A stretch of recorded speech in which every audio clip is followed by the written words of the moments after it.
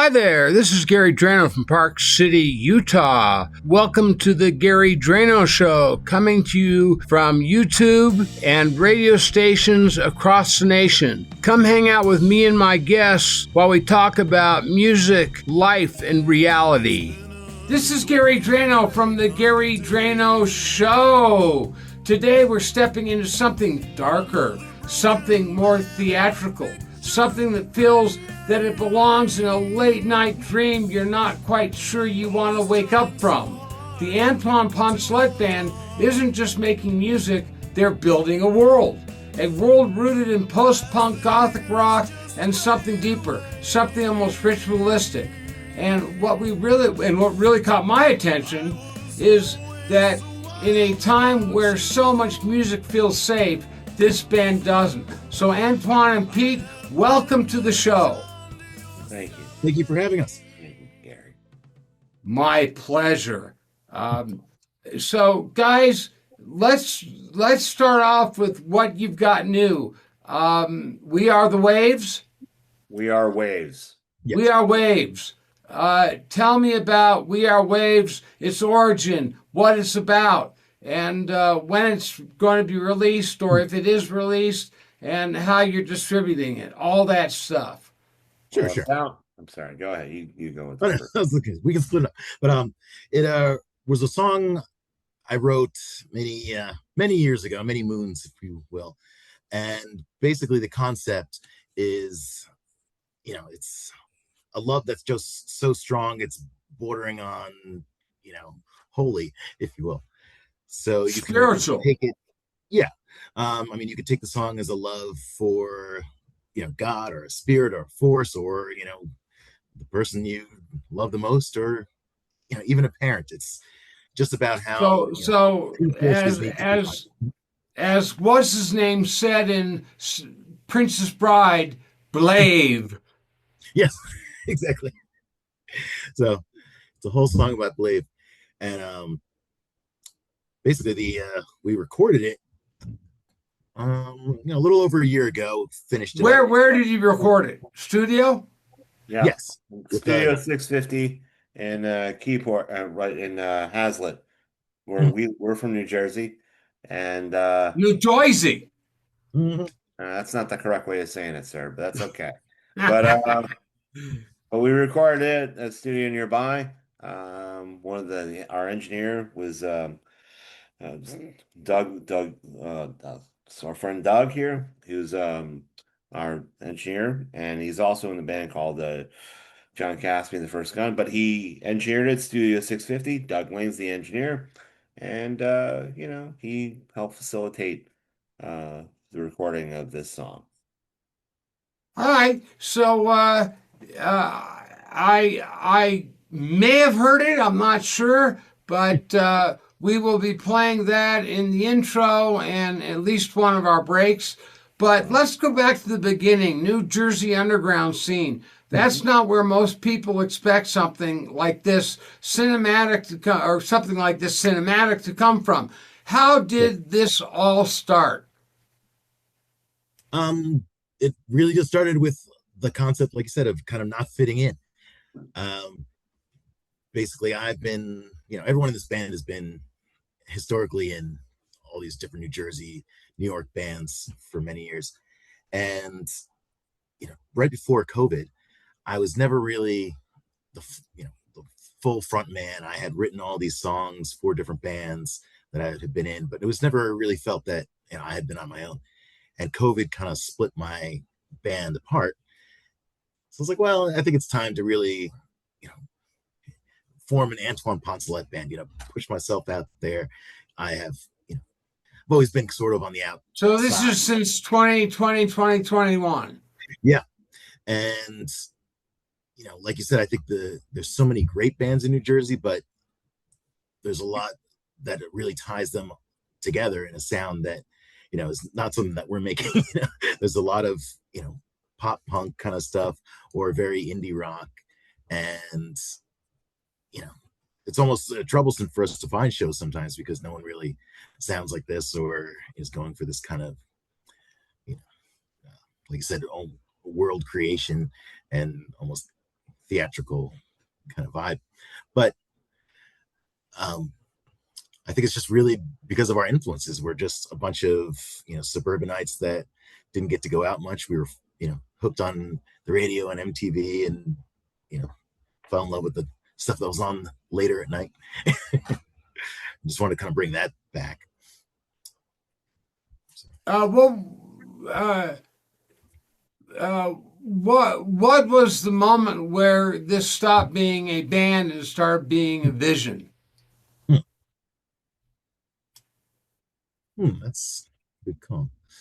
I think really once we've locked this new formation into place, we've since 2001 had a couple different shifts in the lineup. Just we're playing from all over the state, so some people just were like, well, it's kind of hard to drive 2 hours to practice every week, or the direction is different than what we wanted. But now, since everyone, I believe, is in the same direction, I think it's really become a force to be reckoned with. And I think this is really, especially with the way that the receptions are so far of the new single and the recent shows and stuff like that.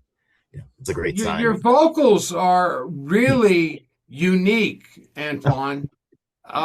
Who were your for both of you? Who are your influences? Vocally, I would say people like David Bowie or Scott Walker, Peter Murphy, Billy Idol, Alice Cooper. These kind of low singers, but you'd be surprised. But so you're a baritone? I think so. Not really sure, but just even I don't know how, like histrionics, like Kate Bush is one of my favorite singers. So although I don't really sing in a falsetto or high, just the way you use your voice as this instrument, that was a big influence. And then I think I saw in Pete, he can go further into it, but when I heard his old band, by all means, go further into it. Sure.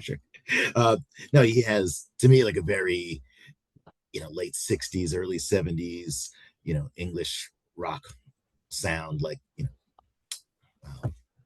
the early Stones, the Faces, and even a little bit of Mick Ronson. So I was like, oh, this guy would be perfect to kind of make my poor playing stand out, or be a good foil to this, like, more who's poor playing? Not you, Peter. No. I mean, talk about him. He plays guitar, but so you both play guitar? No. Well, I'm the main. I'm the main guitarist. He'll play for songwriting purposes, or sometimes on certain songs he'll play an acoustic backing. I'm the lead guitarist. I grew up as a kid who loved Led Zeppelin, who loved Yardbirds, Cream, previous bands. So Eric Clapton. How about Jeff Beck? I liked a lot of that stuff growing up, and I also grew up with like 80s alternatives. So okay, so Depeche Mode and things like that. Well, I was and still am a big Police fan. I was a big REM fan. I was a big U2 fan, and I like Depeche Mode and that stuff too. And then you had a lot of jangle during the 80s, if people who know, like the Athens scene and the Minneapolis scene. So there's my love of classic rock, and even some of my love of metal, certain parts of metal combined with some of my love for 80s alternative stuff. And I loved Bowie too growing up too. So a lot of that, man who sold the world. Yeah, that's great too. So a lot of that from like late 60s to all through the 80s, being my particular age, was all that stuff in terms of guitar playing resonated with me. So, I mean, that was, a good chunk of time. And I try to apply that till I play for the song. And, I think Antoine's a good songwriter. So it's fun to play, guitar to what he's doing. And our sensibilities kind of match to a certain extent. Sounds copacetic. Absolutely. Yes, indeed. Was there a sound you were chasing, or did it find you? That's a good one. Were you talking about me, Gary, in terms of guitar playing, or Both just? both of you, both of you.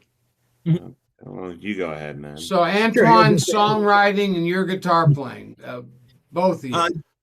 yeah, definitely. I would say that you know the way we work is always almost like a little like something old, something new, something borrowed, something blue. I use that a lot, but they basically you know this vision that I had in my head and the way the song should sound has finally really come to fruition with this band. And I think one of the songs we do and still play, we did at our last show, was done when I was 17 years old.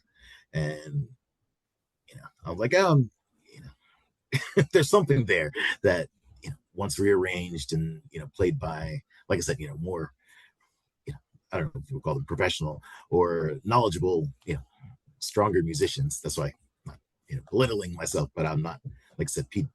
I'm more of a musician to write or just to be in the background. But you know, you need people to collaborate with and to really bring all this stuff to life. And yeah, I definitely think that's happened. Especially with what we're recording now. Because of your vocals, I think mostly people are calling your sound goth and roll, psychedelic post punk, even ritualistic rock. That's not casual labeling, that's identity. But Pete told me earlier that you guys are straight ahead rock. Oh, that's how I look at it. I mean, I tend to think that like, when you play in a rock band in 2026, there's so many subgenres. But I think when we started playing together and started playing out, a lot of our stuff was just like had the feel of a 70s rock band. Like one of the biggest influences on this band is like the early Bowie, like Spiders from Mars and Aladdin Sane and beneath the costumes and the glamour and the makeup of that band, if you listen to that era, they're being pretty much a straight up rock band. So it's theatrical and we try to play it well. And that's really been the goal. So many bands, this is just my opinion, when you hear like a pop punk band or an indie band or whatever, that's good stuff, but it doesn't really have a lot of visceral undercurrents. We It's try to play missing the soul, huh? yeah, I don't want to say that exactly but yeah, I guess you could say that, but it's missing like it doesn't, that stuff may get you in your head or may make you laugh, but it doesn't get you in your heart, doesn't get you in your soul, doesn't get you in your Right, gut. right, And, right. and I Like you think, said, it's not visceral. yeah, I mean, people don't respond to it. Like I've been in other bands before this. And I would come off stage, and some of my buddies were, "Oh, you played great. That was cool." And that's great because it's your friend. But I've had more And you're people, thinking, eh. right? I'm not, yeah. But I mean, I And appreciate, the only reason I said that is I've been there many times after right? shows. So Yeah, I mean, and it's cool. My buddy came to see me. We're hanging out. He enjoyed the show. I'm not gonna make a thing out of it.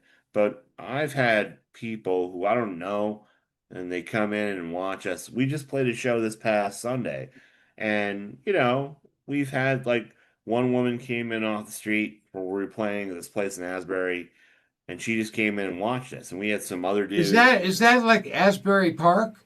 Yeah, Yes, Ah, okay. yeah. yes. Kind It's of our a first time famous there. place.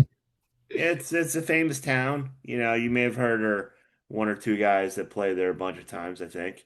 So, but somebody comes in off the street that we didn't invite or know, and they just came to watch us. And that to me, that's a sign, a small sign of success, where somebody you didn't know or you for whether it's your friends or friends' friends or whatever you invite, somebody you didn't know from a hole in the wall comes in to the establishment and decides to watch you and then comes up after you saying you guys are awesome. That to me is a sign of success. That is a great feeling. I And got it may only be one person, but it only has to be one person because it's right. one person at a time. Right, exactly. The Doors, Bowie, The Cure. What did you take from each, and what other? We're back to influences. Well, the Doors, obviously, this mysticism and poetry and mystery as well. It's hard. The Jim Morrison effect. Right. And I think, he, even influenced Bowie in the same way where, they made this larger than life kind of thing out of rock and roll. So, to Pete's point, yes, there is that, baseline of this, great straight ahead hard rock stuff. But, like take a band, not to knock them, but like the Foo Fighters, for example, to me, they're a straight ahead, hard rock, good band. But, to me, the vocals are a little personality-less. They're very clean. It's very double tracked, where at least, I'm trying to do something emotive and tell a story. And like I said, really be an instrument there. So that's definitely, an influence of the way Jim sang too, and made, like I said, poetry come to life in music. Bowie just really being able to follow your, instinct and desire and not really pander, just. And he was a true chameleon. He had many personas. Mm-hmm. I feel a little, schizophrenic myself at times, but I keep joking with the band that our next incarnation is going to be a, maybe like a polka, math rock band or something. Polka rock, I love it. Yeah. So no, Pete has to kind of pull me down from the sky at times, just like, okay, we've got work to do. But so that dreamer ability, that you can make art out of music. It's not just, I love you, yeah. You could just, really express yourself and really, create something that moves people, through a song. And to me, was always the dream from hearing him. Do you guys kind of reject modern rock? No, I don't, because I live about a half hour north of Asbury Park. I go out a lot in that area, and I see younger bands or local bands pretty often. But if you say reject modern rock in terms of what's on the radio, I'm not exactly the person that's gonna flip that on. I tend to, I think most musicians in bands tend to have eclectic tastes.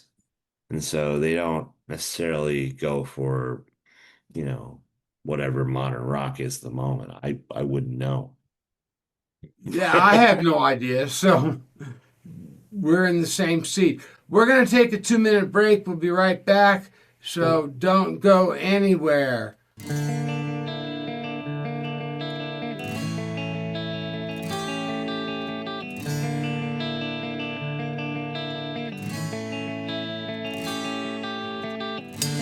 drive me crazy, she said.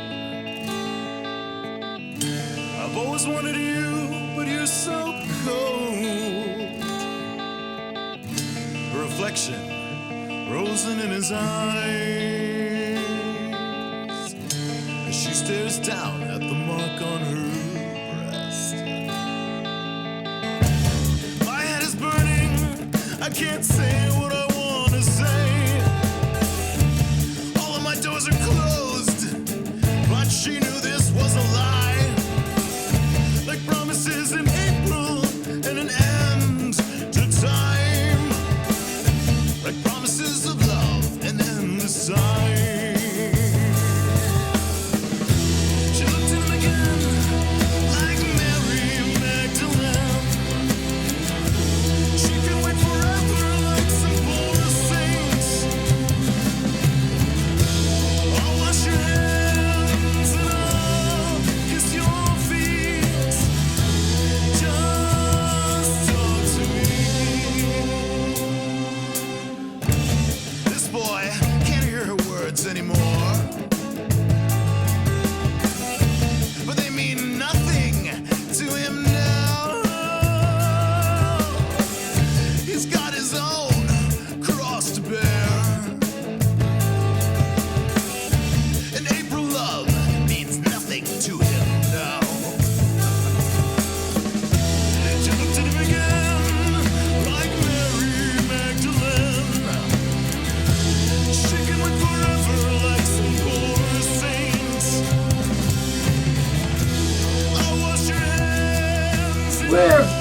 This is the Gary Dranow Show with the Antoine Poncelet Band.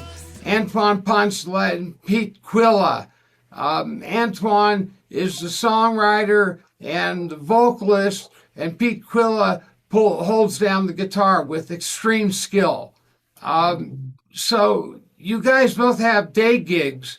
Antoine, you were saying your point of purchase medical advertising or healthcare advertising, and that takes you into print work and whatnot. Peter, you're a paralegal, Yes. and what field in the legal field, or what in the legal field are you Intellectual in? property. In other words, Intellectual property. I just got introduced to IP, yeah. whatever the name of the company is, IP Now, or so I can get my songs intellectual property recorded as of a certain date with information that proves that, yeah, I was the first one out with this. This belongs to me. So is that something that you cover? Yeah, well, yeah, I work for a consumer products company and I help manage their IP portfolio regarding the trademarks and their patents and their any copyright protection of any of their products that they make. That's my day gig. Um, I am not, one of the reasons why I got into intellectual property is because I sort of am a rock and roll history buff, and I saw how a lot of guys in the 50s and 60s, Got their music stolen. yeah, they get ripped off, like a good Yeah, example. by Like their Chuck, managers for right, millions. right, like Chuck Berry, for example. He wrote Maybelline. But if you looked at the credits, it doesn't just list Chuck Berry, it lists Chuck Berry, Alan Freed, and Russ Fratto. And you're like, And well, what who did the they heck? have to do with it? Nothing. Right, nothing. Yeah. Exactly. So, learning about that stuff and seeing how people got ripped off for their work kind of inspired me to go into that field of law. I'm not, so that's where I'm at now. All So, right. Well, your lyrics don't just tell stories. They feel like fragments of something bigger, almost a personal mythology. Are these songs connected? It's a good point. It's a good point.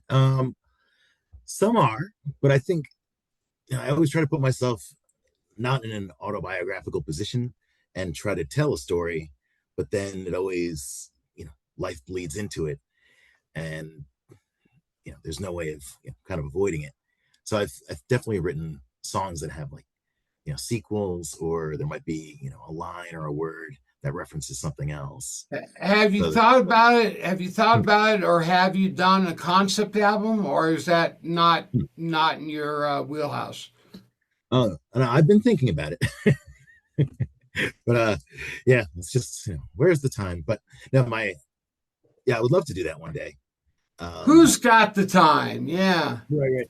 Yeah, because right now I'm the way things have been going, just to align everyone with the band. It's like we do a number of songs that, like I said, some of them are old, some will do maybe some covers and then some new stuff. And When you then say covers, what like what? well, on the in our first slew of these singles, and we have this, we're gonna combine it into a best of kind of singles compilation. We have two covers of two songs that really influenced us. There's a Virginia Plain by Roxy Music, and a cover of Ziggy Stardust by Ziggy Stardust Mhm. and the Spiders from Mars. yeah. Yeah, so that'll be on the CD only for copyright reasons. Like bonus songs. Exactly, Sure. some hidden tracks there, just for the All fans. right. Well, But we like to just often occasionally run through when covers we've and do it. covered, if I may, often when we've covered stuff, we tend to cover, like a lot of bands, you cover stuff from your influences. So we'll cover Bowie, we've covered Alice Cooper, we've covered Iggy Pop. A favorite we would often do is "I Want to Be Your Dog" by Iggy and the Stooges. We've done stuff like those three. We did Roxy Music, Virginia Plain. stuff that, acknowledges our, our forebears. So, Your roots. yes, exactly. Um, in my research, I came up on something that looked like occult themes, symbiotic or experiential. Oh, yeah, more like symbolic. And like hmm, I wouldn't say I'm a full kind of practitioner or anything, but it's just something that's always been fascinating to me. And I read like a lot of Colin Wilson and things like that. So just I like to sprinkle little weird references. And So your audience needs to pay attention for sure, yeah, huh? and like kind of like about, again, going back to the new single, I don't, you know it's not necessary for people to, like, take such a deep dive into what I'm saying. Like, I really hope that anyone can just take something and love it on a surface level, but like I said, for train spotters and people that want to have more investment, if you can really take things apart and look for like I said, weird references and things, and have certain, there's certain codes, if you will. I can't give it all away. Got it. Got it. You said but, you said you try not to be autobiographical. So are you writing characters or are these versions of yourself? no, they're definitely versions of myself. I mean, they started, usually as something observational, or like, oh, maybe this is just from a movie or a book, and then I'm like, wait, no, this is now me. One example is actually, the song Pete kind of egged me on to write, because we had this conversation before where he was like, a lot, sometimes you're writing these really kind of dense things, and even I'm not really understanding what you're talking about. Like, why don't you write something that comes from home? So, yeah, he's talking about, there's a song of ours that's on the streaming services, an earlier single called Strange Violence. And when we first started playing together, we had a gig in Pennsylvania. We played this little steampunk festival over the weekend. And when we were, he was telling me about a relationship that had gone wrong. And it was a crazy story. And my initial inclination is that you need to write about that, because it's and that's how the song came out.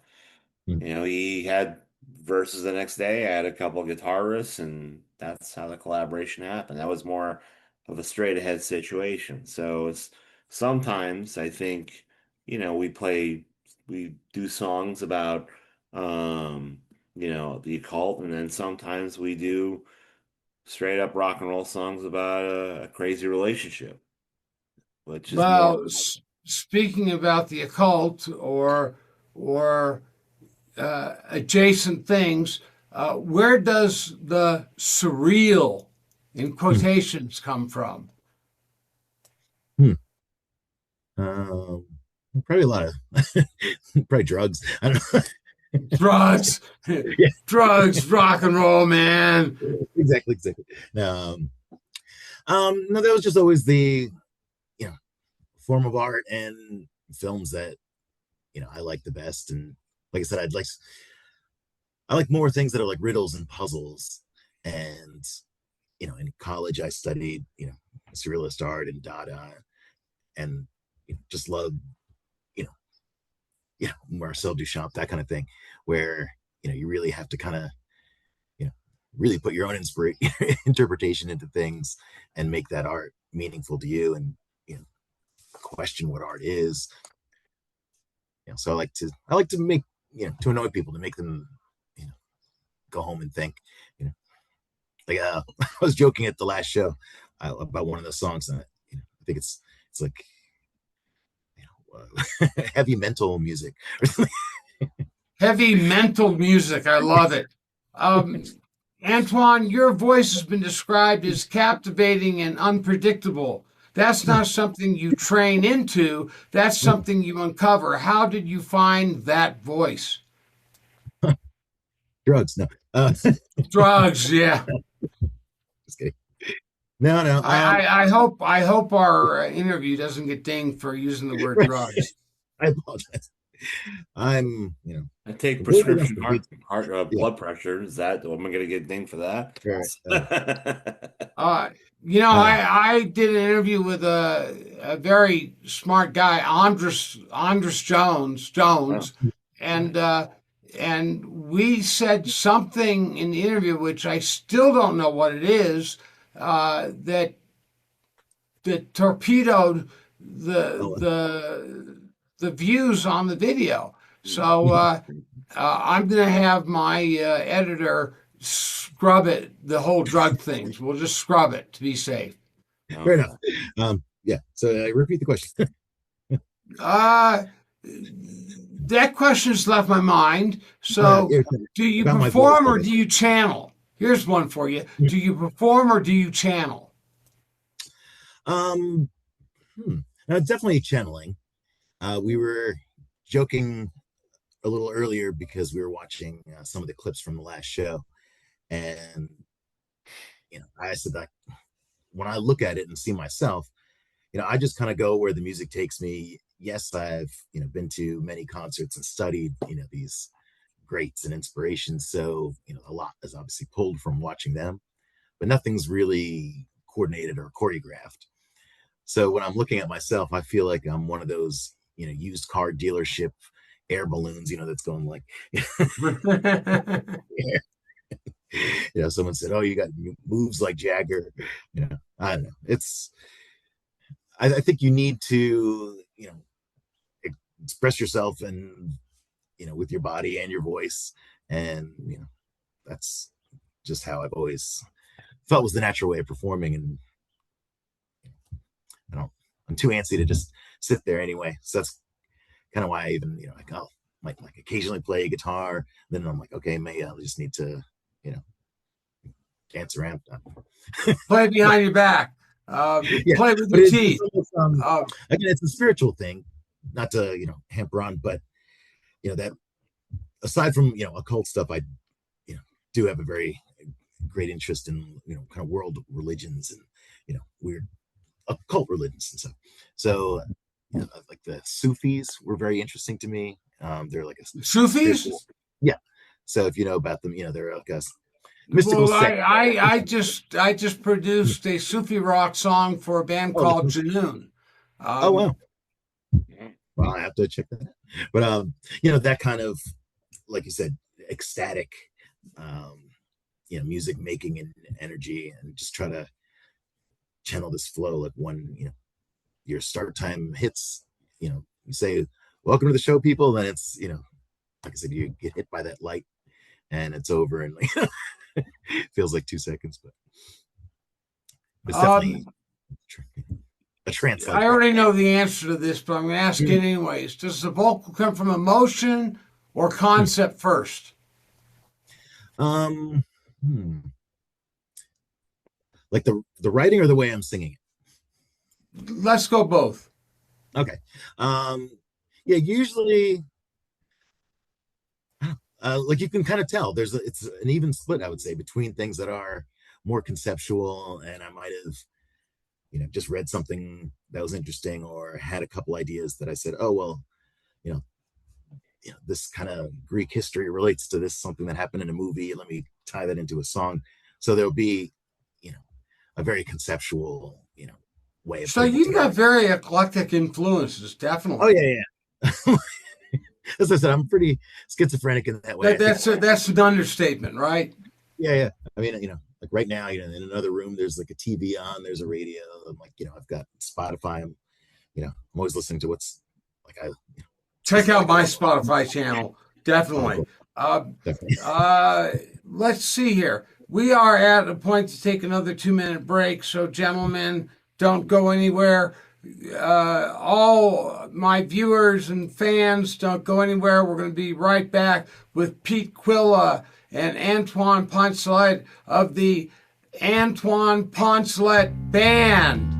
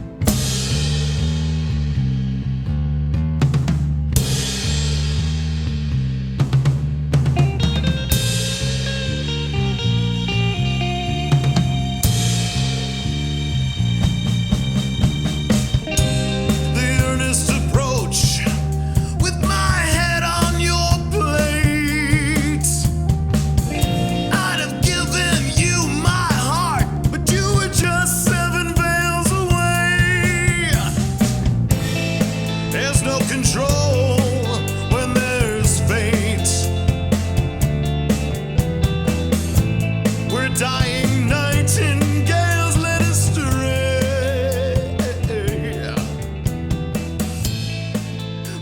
And we're back with the Antoine Poncelet Band. Well, really, the two primary members, Peter Quilla and Antoine Poncelet. Hey, guys, who else is in the band? You must have a bass player and a drummer. We have a bass player and a keyboardist and a drummer. Our current bass player So is five piece? is a five-man band. Yep, five-person band. Yep. And on bass, we currently have Leah Cincinnati. On drums, we have Eddie Enzyme Salick. He's known for playing with many bands in northern New Jersey, and he's a friend. He grew up with Mr. Glenn Danzig of Misfits fame. And then we also have on keyboards, we have Ray Laterio. He's also a veteran of the scene as well. So that's the keyboards, Ray Laterio. So fantastic. Yeah. But you two guys are the main actors in the band. Right. The Mick and Keith, always hitting each other with bottles. So it's a love fest. I guess.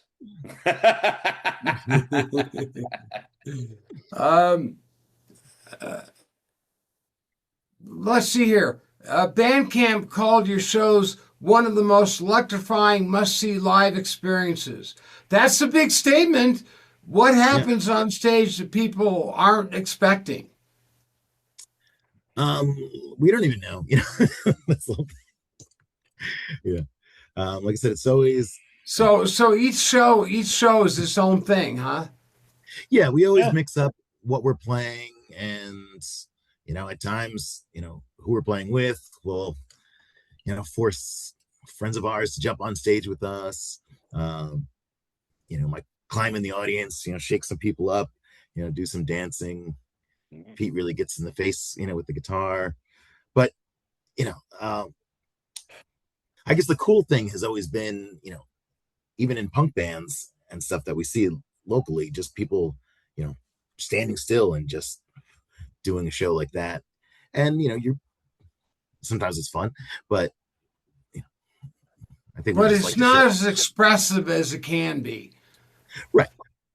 Pete, what are your weapons of choice? What are your, I got two questions for you. Yes. What is your, and I think I saw you playing an SG, but I'm not sure. That's correct. So you play what guitars right now? And if you could have any guitar that you wanted, what would it be? Okay, to your first question, I currently use an SG, as you see in the picture, on stage, and then I also have an Epiphone ES335 Pro. Those are the two main. Yeah. To the fact that guitar, the 335, I got a few years ago during the pandemic. It was a Facebook Marketplace purchase, only $300 with the Oh my God! That was pretty good. And don't sell it. Don't sell it. No, I won't. And it's been used on recordings, so it's a great guitar. And I also have an SG, which it's American made. So those two things, and then I have a few other guitars, not many, but those are the two I use mainly on stage. And then to your second question, if I could have any guitar in the world, what would I have? That's a hard one. There would be a couple of different ones. I mean, I guess I would like. I don't know, maybe some whatever Jimmy Page has, or Andy Summers' 62 Telecaster, or anything that James Honeyman Scott has. Well, that's the first guitar player of Pretenders. Yeah, Mick Ronson's Les Paul custom as well. There's a lot of Mick Ronson from David Bowie, right? Yep, David Bowie's guitarist. Yep. I mean, there's a lot of different ones. I would love to have had a copy of Eddie Van Halen's Frankenstein guitar. I mean, there's so many iconic instruments. So, but those are the few would rattle off the top of my head. Uh, your guitar style. Who are your main guitar influences, Pete? I would say Jimmy Page. I would say Eric Clapton from Cream and Blind Faith. I would say, Andy Summers. I would say Peter Buck, actually. James Honeyman Scott. Um, I would even say in some cases like The Edge. Again, a mixture of older hard rock stuff and stuff from the 80s, you know. What is your amplification? Are you using an amp or a like a Kemper? Like Oh, what do right. you Yeah, those things. what do you have? I have a Fender Deluxe amp. I can show you right there. Uh-huh. Small, and then I use that as the main amp I have now, and then I run it through a pedal board of various Boss and MXR pedals. My pedal board is a chain that has a wah-wah pedal, Dunlop wah-wah pedal, um, tube screamer. I have a boost, and then keep going. I have it's really good Joyo chorus I use a lot lately. No, those are good. Those are good. Those are awesome. And then I have a couple of MXR pedals. There's the flanger. There's the MXR orange, well, actually the MXR orange phaser, the flanger, and the delay. And then I top it off with the two cheap but effective Behringer pedals, the vibrato and the tremolo, and you get a lot of different sounds. I know people. I read a lot of guitar magazines, and I know people have been going to modelers or Kempers, but there's still a little more. I gotta I play a Kemper and a Fender Blues Deluxe. So Yeah, I've got the Kemper coming out of two FFR speakers, and then the Blues Deluxe sits in between the two speakers, and I blend my sound.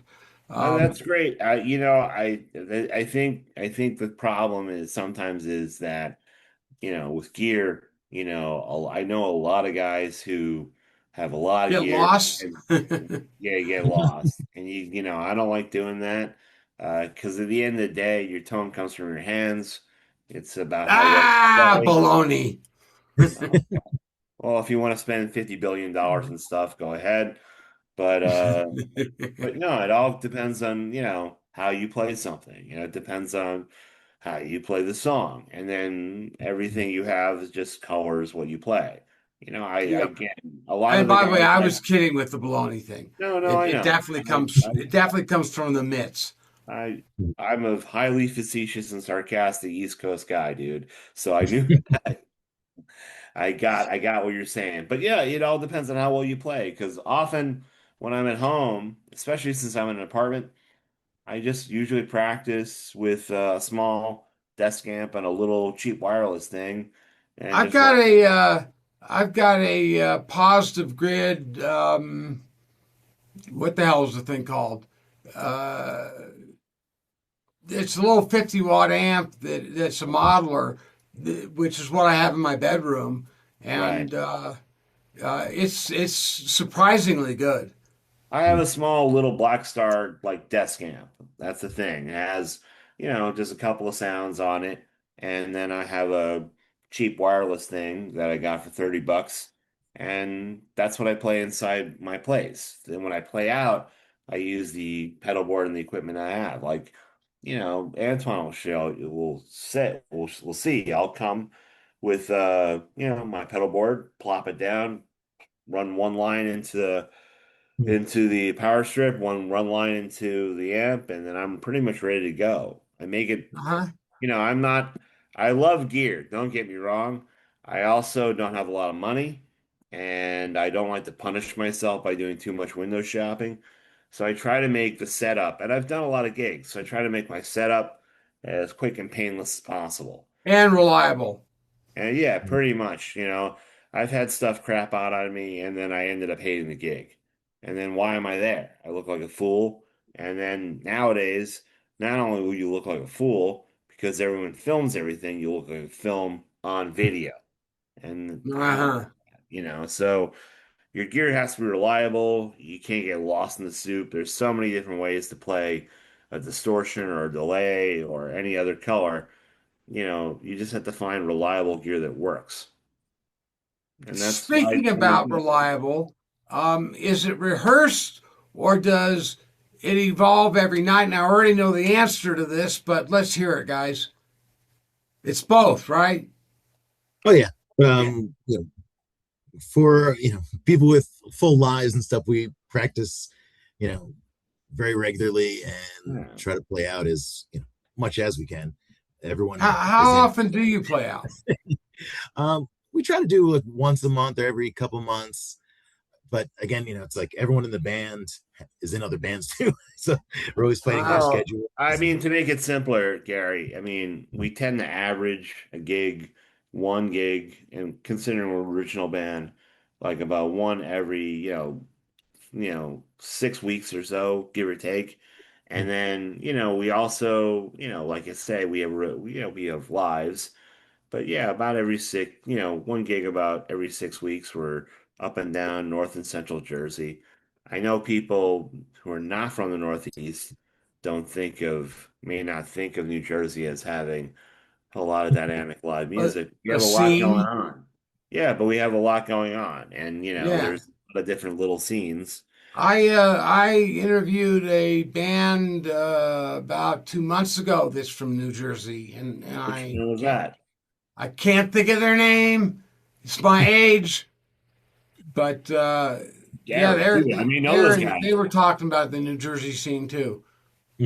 Yeah, I mean, we all kind of circle each other. We go up and down, from North Jersey down to the shore. Some go further south down to Atlantic City, and then depending on how much time you have, we sometimes go into Manhattan, into New York, or other bands may go to Philadelphia.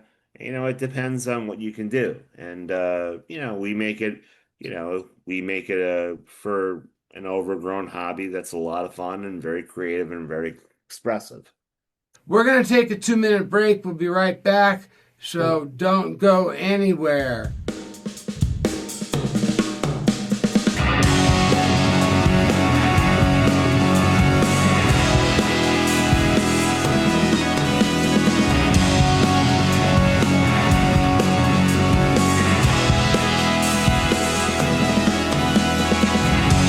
He must go now, though you'll stay behind.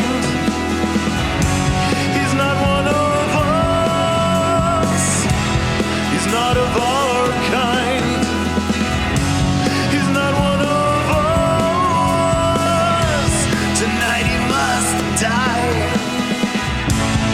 We are your family. We gave you this life. Leave the day behind you. We live for the night. We live for the night. We live for the night.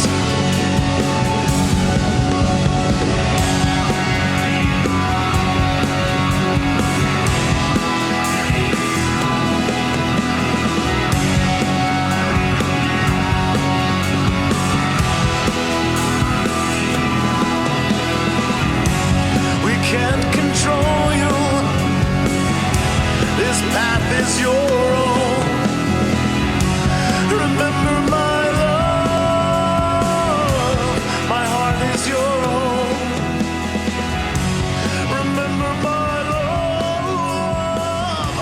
My heart makes you whole. What is both of your opinions about the punk era that came out of New York, like the Dolls and the Pistols and that group? Absolutely love it. I mean, Yeah. the Dolls, for one, were definitely one of my favorite all-time bands, especially David Johansen's work and presence and character. Johnny Thunders, the way he plays guitar, that was, another requisite of what I was looking for. So I mean, I love the same era too, in the New York era, of early CBGBs. One of my favorite bands is Television, hmm, and I learned who Television were because I was initially a fan of U2 and the Edge, and he would keep saying in print about Tom Verlaine, and then who the heck is Tom Verlaine? Because they never sold a lot of records. It's only now that they're more popular, and that made me go backwards and learn who they were. And I learned about Patti Smith again through being a U2 fan and an REM fan. It made me go backwards. You like know, like like I did with Albert, BB, and Freddie King. That's right? who I went back and You that's who go I back, went back and got into. right? And I like that stuff too. But my point is, like, I learned about that. I learned about Cream because I was an Eddie Van Halen fan. And he kept mentioning Clapton and Cream. So I'm like, who the heck is that guy? So I had to go back and learn who that is. You know? Yardbirds and Yeah, early Clapton. right, What got me started in guitar, and I say this on every interview, is my mom was driving me up Ventura Boulevard when I was 12 years old, and uh, Crossroads for the first time came on the radio, right. and which was recorded on my birthday in 1968, Oh, and on March 10th, and it hit me like a lightning bolt. And I said, "Mom, turn the car around and take me to Ernie Ball Guitars. This is on Ventura Boulevard in the San Fernando Valley outside of LA." And we went there, and 30 minutes later, I walked out with a 1967 Olympic white Stratocaster. It was that years later, because of my playing, I found out it was painted over a sunburst, and wow. they did that because the paint cured better. And and the guy made me promise never to sell the guitar, and I have the guitar to this day. Wow, that's probably worth a lot. Yeah, it's. I had a 1955 Stratocaster. Like a moron, I sold it to Carlos Santana. This is going back 6 years Wow. now, and probably one of the biggest regrets of my life. Um, How much did you but make out of that? what's that? How much money did you make off of that? I did well. Then But I would but not regret that, brother. but yeah, it's something that can't be replaced. So Understood, but learning lesson I in my get it. life. I understand, but I have to admit, yeah, it's funny going with the guitars. I love a lot of my favorite players tended to be Stratocaster type players, but for some reason that and I like how they sound, but I'm never completely comfortable with it. I had a Strat recently that I won in a raffle, and it was an No, American really, made. what a Yeah, deal. it was awesome, but I never. Was it American Strat? It was. It was a made. Wow. It was a 1999 American made one. But I like humbuckers, frankly, and I would, I just didn't. I wasn't able to put a humbucker in the bridge, and also, frankly, Well, they make them now. right. No, I know that. But my point is that like I prefer a shorter scale neck. It doesn't really fit in my body that well, and I just wasn't really comfortable with it. So go figure, you know? Go figure. You guys are entering a new phase now, with both current and former members contributing. That's interesting. What does that do to the DNA of the band? Yeah, it makes for a lot of discussion.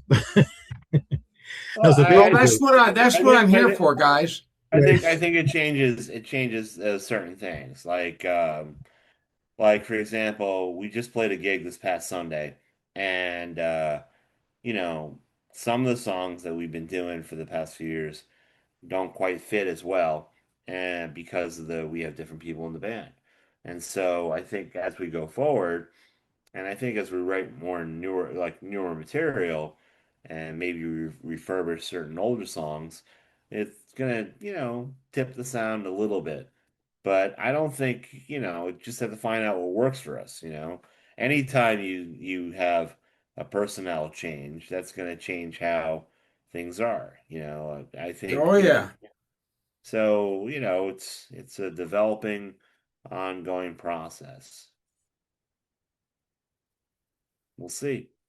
We'll see. Uh, I guess my question is this expansion or transformative? And are you building towards a larger concept right now? Mhm. Um, no, it's more transformative. I think just by the nature of again scheduling and the way we have been doing recordings, the current lineup of the band is different than slightly than what we have on the recordings that we're currently working on and Yeah. still finishing because we started those like the basic tracks like around a year ago. Yeah, we And started to make it simpler, Gary. We started working on a record about a year ago, but as we started working on that record, the bassist that was with us was in the process of moving out of state.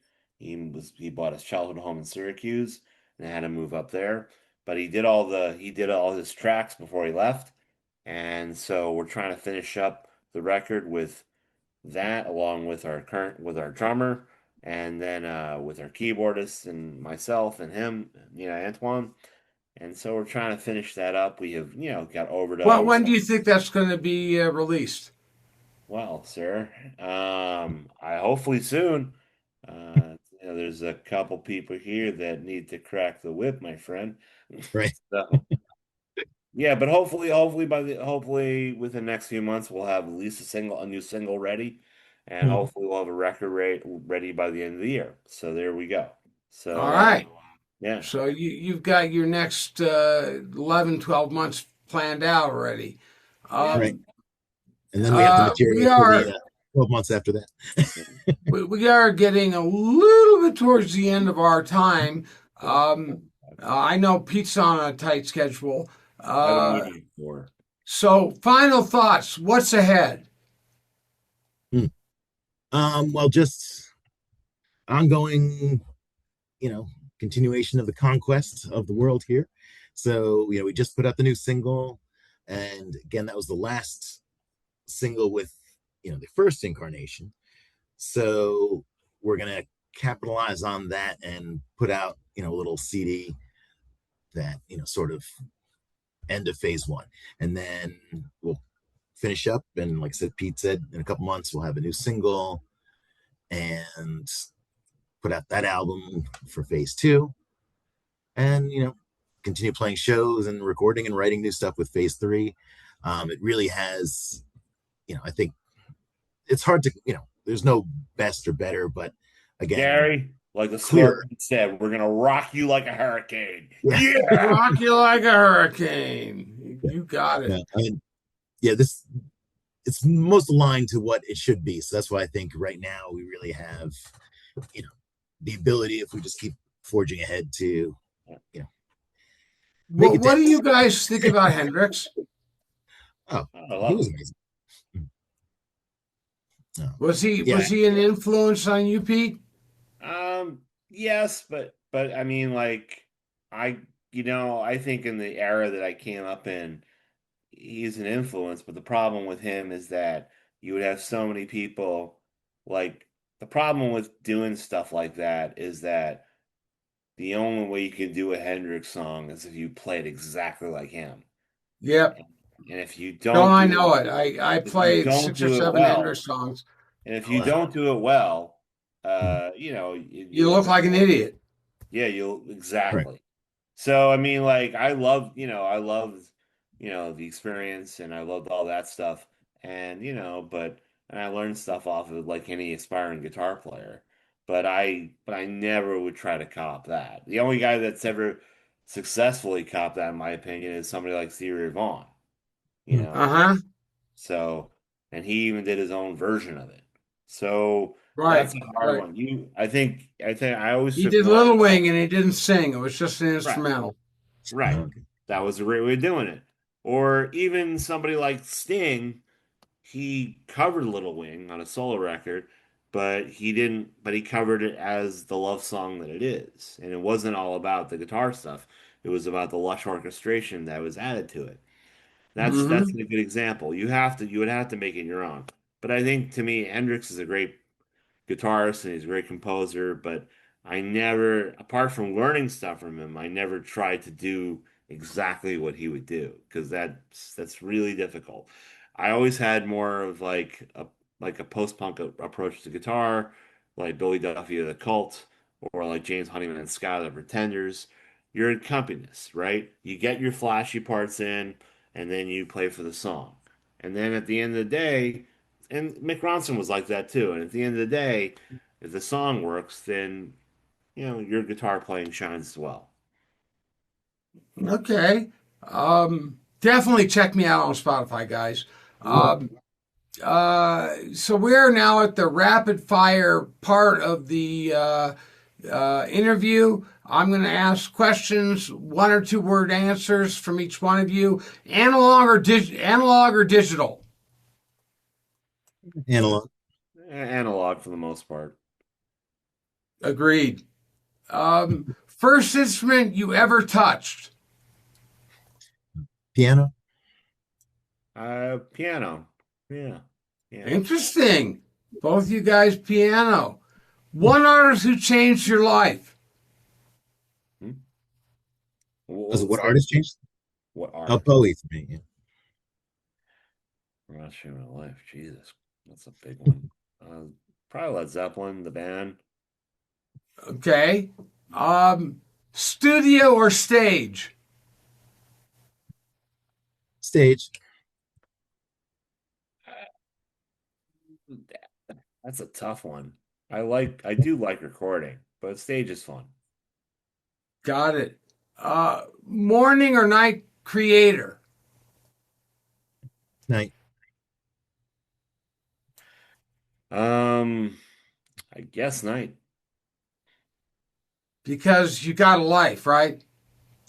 Yeah, we got stuff to do. It's annoying. One plugin or piece of gear you can't live without. Mm. yeah. The microphones I borrow from other people. I gosh, I'll probably one gear. I can't live out.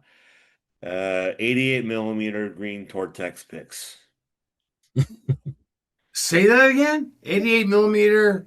Green Tortex picks. Like Oh, 88 millimeter. Those are, they're green. yeah. I Really? play the 2 millimeter. No, it can't be 2 millimeter. They're really stiff. Ernie Ball, really stiff mothers. Right.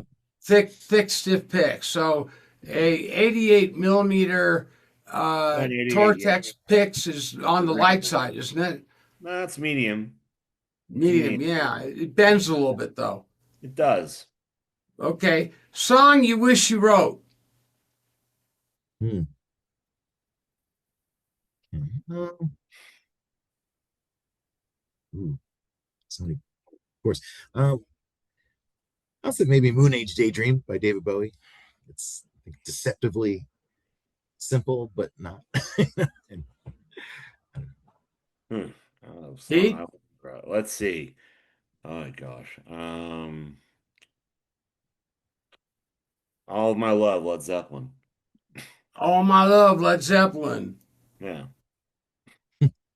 Uh, Biggest mistake you see artists making today? hmm, let's see. Biggest Putting their music on Suno. There's one. um, You mind if I go first here? yeah, please. Okay. I think the biggest mistake, well, at least with local artists, I mean, it's like they have a great concept, but they don't really have great songs. So you Death, see, death, death by nobody coming to see you. no. They like I'll see bands that have like a great concept, and maybe they'll get people to come see them, but I can't remember a thing they played. You know, Mm-hmm. I can't remember So any songs. So they may, like that's a lot of local bands that they'll have a good concept, but they don't have anything. There's nothing. They don't deliver. Yeah. So. Yeah. Antoine? I would say just pandering in a way where you don't have to play the music that your other friends and every other band is playing. I see too many people kind of doing that, and a lot of these bands just start up and then they're gone because they were just didn't have an original idea there. They were just going for the same middle sound of the road. Where else is. Yeah, so just kind of listen to yourself and really play what you really feel like playing. You don't have to be. You should be true to what you like. Yeah. Right, like don't play to find a. Yes, I do know. One word to describe your sound. Let's see.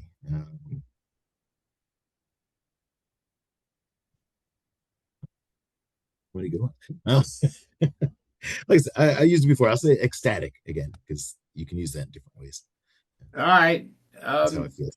And we have come to the end of the show. This was Antoine Poncelet, Peter Quilla, the Antoine Poncelet Band.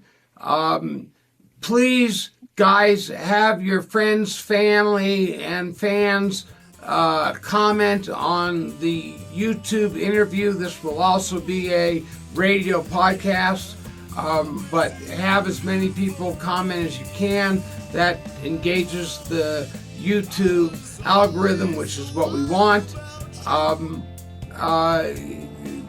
Viewers, in the description below, we'll have links to Antoine Poncelet Band's website and any other links they may want me to put in there. And until next time, guys, hang out for a bit. Until next time, we'll rock on and see you on the rebound.